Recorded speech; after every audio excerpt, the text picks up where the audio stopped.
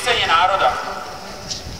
Som rád, že sa stretávame práve teraz na sviatok svätého Štefana, veľkého mučeníka pre vieru Ježiša Krista, ktorý bol kameňovaný a môže nám byť vzorom, aby sme aj my prijali možno nie fyzické, ale skôr duchovné mučeníctvo vo forme urážania, osočovania alebo ohovárania, ktoré môže byť spojené aj s tým, že ste sa rozhodli sem prísť a bojovať za rodinu a jej tradičné hodnoty. Hlavnou témou, ktorá práve teraz najviac rezonuje médiami, bolo prijatie celostátnej stratégie ochrany ľudských práv dňa 1. decembra Radou vlády Slovenskej republiky pre ľudské práva, národnosti, menšiny a rodovú rovnosť. Stratégia bola odporúčaná vláde na schválenie. Asi sa pýtate, prečo sa rozpútala taká násilná nenávistná kampaň v médiách voči združeniam, ktoré sa tak ako naše združenie postavili proti tejto zdánlivo z názvu neškodnej a humánnej stratégie. Stratégia je vyslovene zameraná na práva jednej vyvolenej skupiny osôb, a to práva LGBTI ľudí, ktorej sa venuje na 105 stranách, a ostatné skupiny, ako napríklad starší ľudia, predchádzanie rasizmu a xenofóbie, osoby žijúce na hranici chudoby, zdravotne postihnuté osoby dostali priestor niečo vyše 40 strán. A predstavte si rodina, ktorá je základnou bunkou spoločnosti, čo vychádza zo Všeobecnej deklarácie ľudských práv prijatej OSN z roku 1948, nedostala absolútne žiadny priestor v tejto stratégii.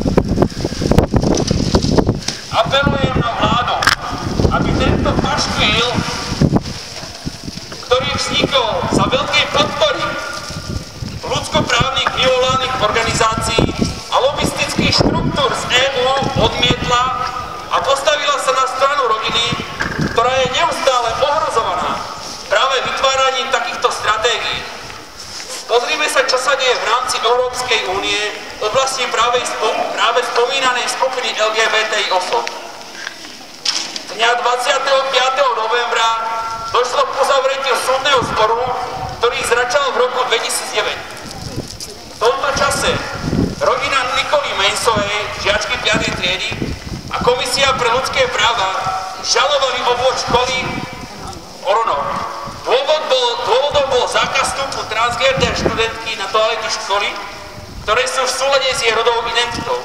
Škola musí zaplatiť advokátskej kancelárii, ktorá zastupovala rodinu Mensovej, $75,000 ako úhradu za súdne trovy, ďalšie náklady a samostatnú finančnú odmenu.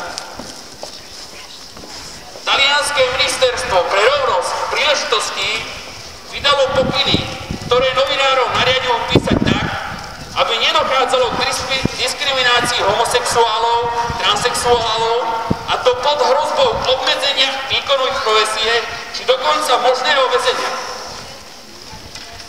A čo oblasť sexuálnej výchovy v EÚ a u nás? 13.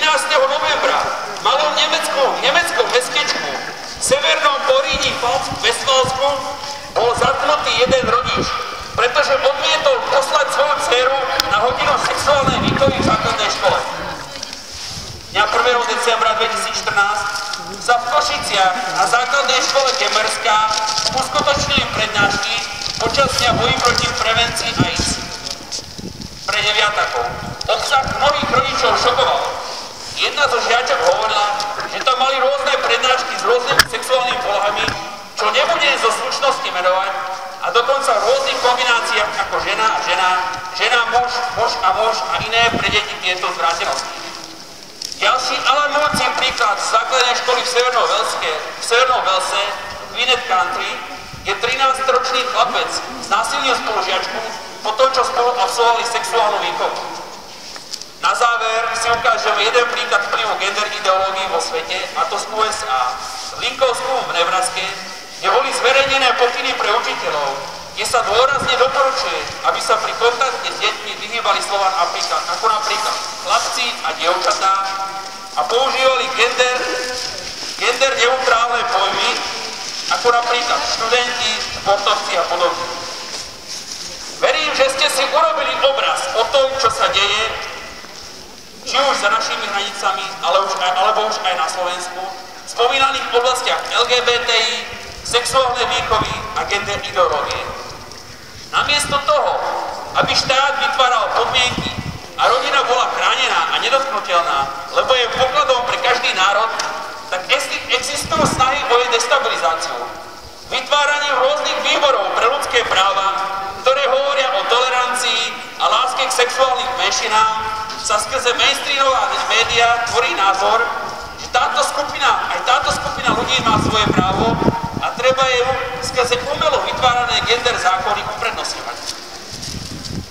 Výsledkom je, že 2 až 3% sexuálna menšina sa cez tieto zákony snaží obmedzovať väčšinu národa. Preto vás, občania slovenského národu, rázne vyzývam, aby ste išli na referendum 7. februára a povedali jasné áno rodine a nie tomuto zvrátenému systému, ktorý sa snaží o zničenie rodiny ako kopať do srdca národa. Nedajte sa zastražiť rôznymi vyhláseniami v médiách, ktoré v podstate